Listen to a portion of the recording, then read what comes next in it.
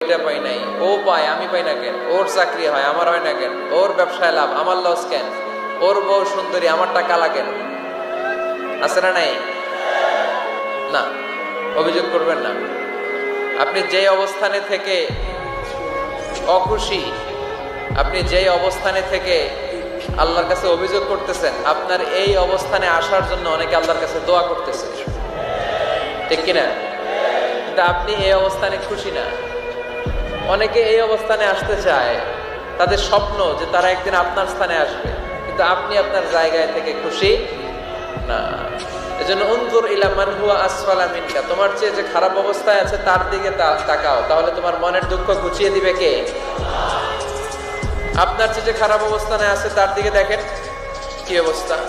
আপনি এইটা চান ওইটা চান, কত কিছু লাগবে আপনার।